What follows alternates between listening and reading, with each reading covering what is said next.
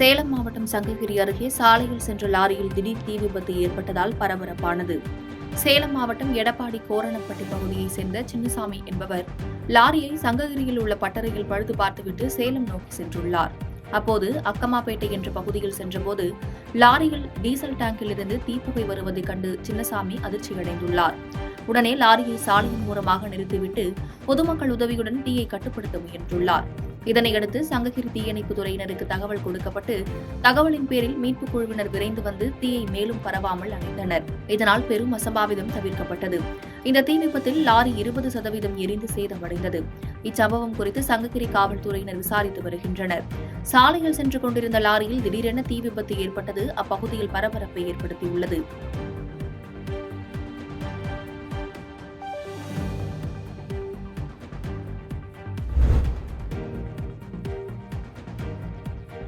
காரைக்கால் மாவட்டத்தில் உள்ள கோவில் சொத்துக்களை அபகரிக்க முயற்சி செய்யும் கும்பலை கைது செய்ய வலியுறுத்தி இந்து முன்னணி சார்பில் கண்டன ஆர்ப்பாட்டம் நடைபெற்றது. புதுச்சேரி மாநிலம் காரைக்கால் மாவட்டத்தில் அண்மை காலமாக கோவிலுக்கு சொந்தமான சொத்துக்களை மர்ம நபர்கள் போலி ஆவணங்கள் மூலம் விற்பனை செய்து வருவதாக கூறப்படுகிறது. இந்த நிலையில் பார்வதீஸ்வரர் கோவில் சொத்துக்களை போலி ஆவணங்கள் மூலம் பொதுமக்களை ஏமாற்றி விற்பனை செய்து வரும் கும்பலை கைது செய்ய வலியுறுத்தியும் தக்கலூர் சிவலோகநாத சுவாமி கோவிலுக்கு சொந்தமான சொத்துக்களை அபகரித்த கும்பல் மீது உடனடியாக நடவடிக்கை எடுக்க வலியுறுத்தியும் காரைக்கால் மாவட்ட இந்து முன்னணி சார்பில் 50க்கும் மேற்பட்டோர் கண்டன ஆர்ப்பாட்டத்தில் ஈடுபட்டனர். போராட்டத்தில் ஈடுபட்டவர்கள் கோவிலுக்கு சொந்தமான சொத்துக்களை அபகரிக்க நினைக்கும் கும்பலை கைது செய்ய வலியுறுத்தி கண்டன முழக்கங்கள் எழுப்பி ஆர்ப்பாட்டத்தில் ஈடுபட்டனர்.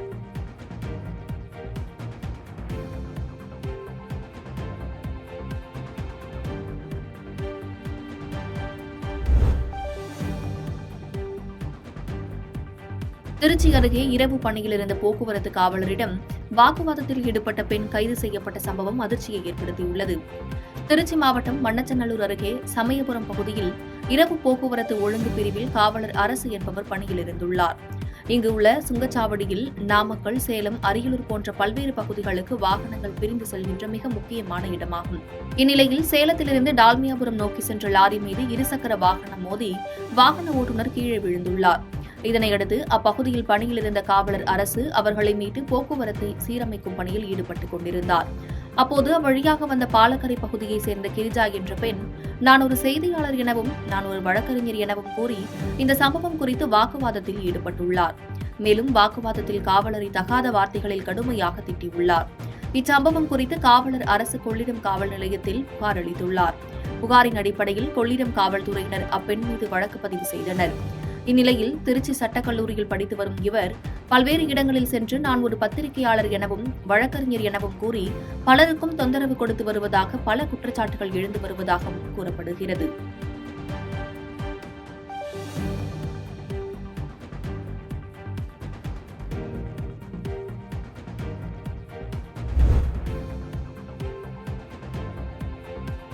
கும்பகோணம் அருகே சாக்கோட்டையில் அமைந்துள்ள மீனாட்சி அம்பிகை சமேத ஸ்ரீ 1008 பாண சங்கரலிங்கேஸ்வரர் கோவில் கும்பாபிஷேகம் சிறப்பாக நடைபெற்றது. தஞ்சாவூர் மாவட்டம் கும்பகோணம் அருகே சாக்கோட்டை மாத்தி கீழ தெருவில் அமைந்துள்ள மீனாட்சி அம்பிகை சமேத ஸ்ரீ 1008 பாண சங்கரலிங்கேஸ்வரர் ஆலயத்தின் கும்பாபிஷேகத்தை முன்னிட்டு திருப்பணி நடைபெற்று முடிவுற்ற நிலையில் கும்பாபிஷேக ஏற்பாடுகள் நடைபெற்றன. அதனைத் தொடர்ந்து கணபதி ஹோமம், மகாலட்சுமி ஹோமம், நவக்கிரக ஹோமம் உள்ளிட்ட பூஜைகள் நடைபெற்று அதனைத் தொடர்ந்து மீனாட்சி அம்பிகை சமேத ஸ்ரீ 1008 பாண சங்கரலிங்கேஸ்வரர் பரிவார தெய்வங்களின் ஆலய கோபுர கலசத்திற்கு புனித நீர் ஊற்றப்பட்டு மகா கும்பாபிஷேகம் நடைபெற்றது. அதனைத் தொடர்ந்து பக்தர்களுக்கு பிரசாதம் வழங்கப்பட்டது. கும்பாபிஷேக நிகழ்ச்சியில் கிராம மக்கள் ஏராளமானோர் பங்கேற்று சாமி தரிசனம் செய்தனர்.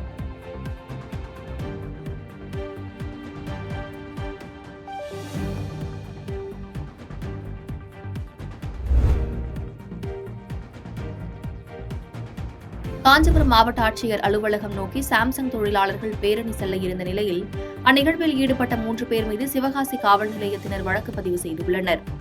காஞ்சிபுரத்தில் கடந்த 7 நாட்களாக தொடர் போராட்டத்தில் ஈடுபட்டு வந்த சாம்சங் தொழிலாளர்கள் இன்று காஞ்சிபுரம் மாவட்ட ஆட்சியர் அலுவலகம் நோக்கி பேரணி செல்வதாக அறிவித்திருந்தனர்.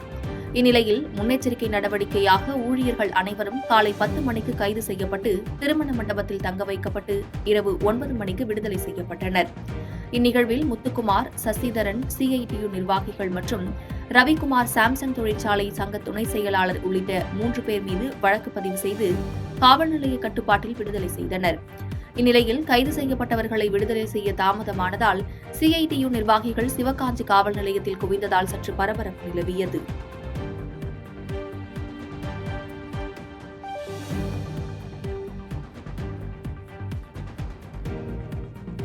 பாதகம் செய்பவரை கண்டால் நாம் பயங்கொள்ளலாகாது பாப்பா. மோதி மிதித்து விடு பாப்பா, அவர் முகத்தில் உமிழ்ந்து விடு பாப்பா.